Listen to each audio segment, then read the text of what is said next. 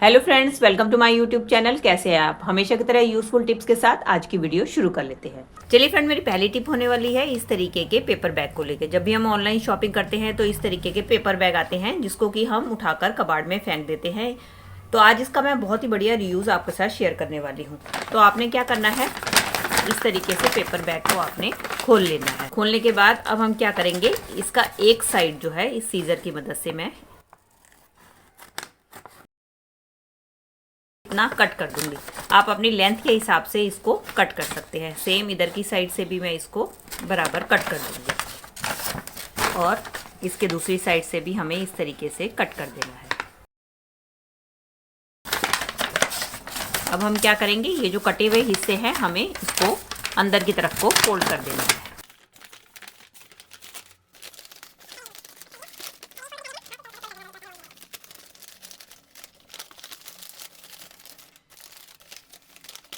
ये देखिए, मैंने इसको फोल्ड कर दिया है।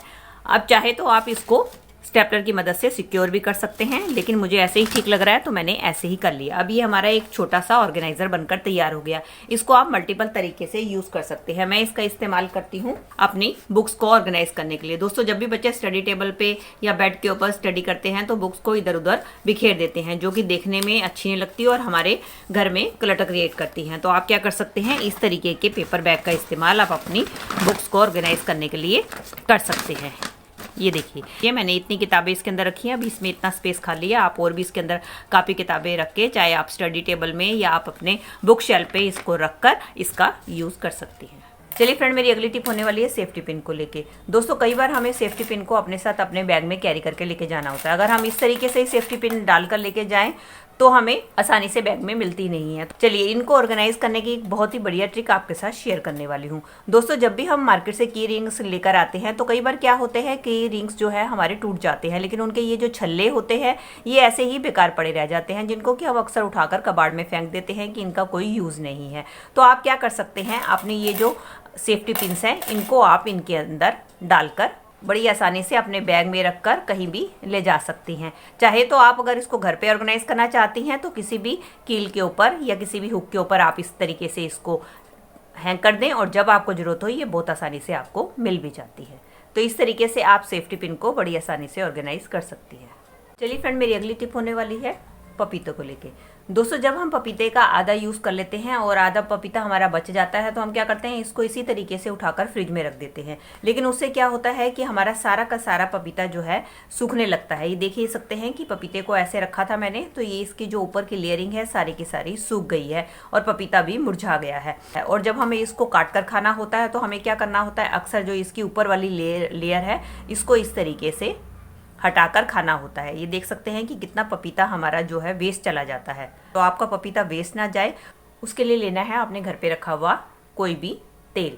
और तेल लेने के बाद आपने क्या करना है, इसके जो कटे हुए हिस्से है इसके ऊपर आपने तेल को इस तरीके से कोटिंग कर देनी है। और इसके बाद आपने लेना है कोई भी इस तरीके से बाउल, और बाउल लेने के बाद आपने इस तरीके से इसको ढककर अपने फ्रिज में रख देना है। इससे कि आपका पपीता जो है काफ़ी लंबे टाइम तक फ्रेश बना रहेगा और ये बिल्कुल भी सूखेगा नहीं। चाहे तो आप इसको पीसीज में कट करके भी स्टोर करके रख सकते हैं। ये दोस्तों, टमाटर का इस्तेमाल तो हम सब सब्जी बनाने में करते ही हैं। तो अक्सर हम क्या करते हैं, टमाटर को इस तरीके से कट करते हैं और इसकी आइज को हम चाकू से इस तरीके से कट करके निकालते हैं, जिससे क्या होता है कि हमारे टमाटर का काफ़ी सारा हिस्सा जो है वेस्ट हो जाता है, हमारा टमाटर काफ़ी ख़राब हो जाता है। तो अगर आपको इसकी आई को निकालना है तो आप इस तरीके से कट करके आई को ना निकालें। उसको निकालने का एक बहुत ही बढ़िया ट्रिक शेयर करने वाली हूँ। उसके लिए लेनी है आपने इस तरीके का पिलर जो आपके घर पे होता है। तो आपने क्या करना है, आई को निकालने के लिए इस तरीके से पिलर को इसके अंदर डालना है और इसको आप धीरे धीरे घुमाएंगे तो आप देखेंगे इससे आपकी आई निकल कर आ जाएगी और आपके टमाटर की भी वेस्टेज नहीं होगी। इसके बाद आप अपने टमाटर को जिस मर्जी शेप के हिसाब से कट करके रख सकते हैं। चलिए फ्रेंड, मेरी अगली टिप होने वाली है स्विच बोर्ड को लेके। दोस्तों, कई बार हमारे घर पे ऐसे स्विच बोर्ड लगे होते हैं जिनके बीच में इस तरीके से गैप बना हुआ होता है। कई बार स्क्रू वाली जगह होती है, वहां पर वो फ्री हो चुकी होती है, उनकी जगह भी होल बना हुआ होता है। तो क्या होता है कि ऐसी जगह पे कॉकरोचेस आकर इसके अंदर चले जाते हैं और उनको खाने के लिए छिपकलियां भी आती हैं, जिसके कारण हम काफी परेशान हो जाते हैं। तो उसका बहुत ही बढ़िया जुगाड़ लेकर आई हूँ कि आपने क्या करना है, आपने लेना है इस तरीके से प्याज। जब भी हम प्याज को कट करते हैं तो हम क्या करते हैं, इसका ऊपर वाला हिस्सा कट करते हैं और इसको फेंक देते हैं। तो आपने लेना है प्याज, और प्याज लेने के बाद आपने इसके छोटे छोटे इसके बीच में इस तरीके से होल कर देने हैं। इससे क्या होगा, इसका जितना भी रस है सारा का सारा इसमें से बाहर आ जाएगा। और इसके बाद आपने क्या करना है, अपने स्विच बोर्ड के ऊपर इस तरीके से इसको फेर देना है।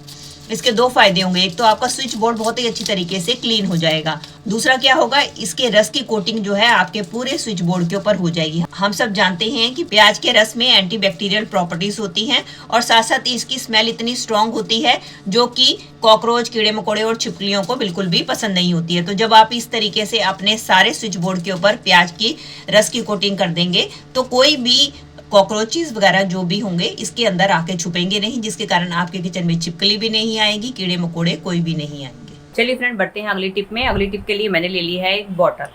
आप कोई भी इस तरीके की प्लास्टिक की कोल्ड ड्रिंक की बोतल ले सकते हैं। इसके बाद हमें क्या करना है, इसका ये जो ऊपर वाला हिस्सा है हम किसी नाइफ की मदद से कट कर लेंगे। ये देख सकते हैं, ये मैंने बोतल को कट कर लिया है। अब हमें क्या करना है, इसकी जो कैप है इसके ऊपर भी हमें छोटे छोटे होल बना लेने हैं। ये देखिए, मैंने छोटे छोटे इसके अंदर होल बना लिए है। अब हमें लेना है एक बैलून लेने के बाद हम इसको ऊपर से कट कर देंगे, और ये जो बोतल कट करी थी इसके ऊपर हमने इस बैलून को इस तरीके से चढ़ा देना है। चलिए, अब इसका इस्तेमाल कहाँ करना है आपको मैं बताती हूँ। दोस्तों, कई बार हमारे सिंक के जो नल में बड़ी तेज प्रेशर से पानी आता है, जिसके कारण हमारे काफी कपड़े भी गीले हो जाते हैं, और कई बार इतना ज्यादा प्रेशर आता है वो एक ही तरफ गिरता है, जिसके कारण हमारे बर्तन भी अच्छी तरीके से साफ नहीं होते। जब आप इस तरीके से अपने नल के ऊपर लगा देंगे तो आप देखेंगे कि आपका जो पानी है बिल्कुल फव्वारे की तरह आएगा, बिल्कुल एक तरफ नहीं गिरेगा। और कई बार हमें सिंक को क्लीन भी करना पड़ता है, तो हमें बार बार हाथ में पानी लेकर सिंक को क्लीन करना पड़ता है। जब आप इसको लगाएंगे तो इसकी मदद से आप इसको चारों तरफ घुमाकर आसानी से अपने सिंक को भी क्लीन कर पाएंगे।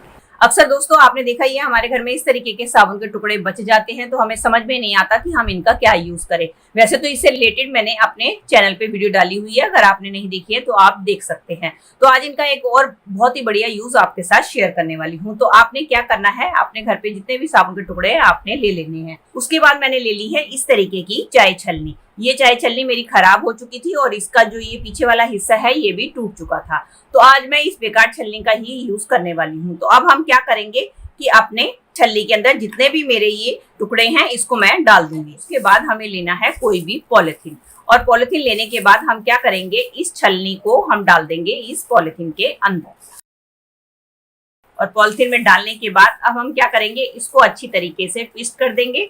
चाहे तो आप इसको किसी धागे या रस्सी के साथ बांध सकते हैं, या आप किसी रबड़ बैंड का यूज कर सकते हैं। तो मैंने इसके ऊपर चढ़ा दी है इस तरीके से रबड़ बैंड, ताकि इसमें से जो साबुन के टुकड़े हैं वो बिल्कुल भी बाहर ना निकले। अब मैं क्या करूंगी, इसका जो ये एक्स्ट्रा वाला पार्ट है इसको मैं कट कर दूंगी, और सिर्फ मैंने इतना पार्ट रखा है ताकि ये आप पकड़ने के काम आ सके। तो अब हम क्या करेंगे कि इसका जो पीछे वाला हिस्सा है ये जाली वाला है, इसके जो जाली है वो हमारे पॉलिथीन के कारण ब्लॉक हो चुकी है। तो हम क्या करेंगे, किसी चीज की मदद से इसके अंदर छोटे छोटे होल कर देंगे।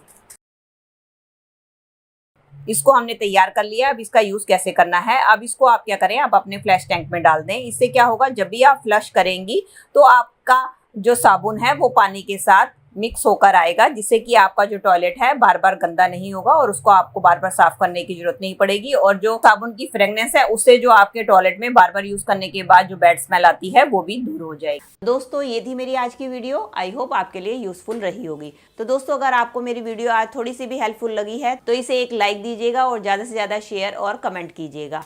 और अगर आप मेरे चैनल से जुड़े रहना चाहते हैं और इसी तरीके की यूज़फुल वीडियो देखना चाहते हैं तो बेल आइकन के साथ मेरे चैनल को भी सब्सक्राइब कर दीजिएगा। मिलती हूँ नए टॉपिक और नई वीडियो के साथ। Till then take care and bye bye.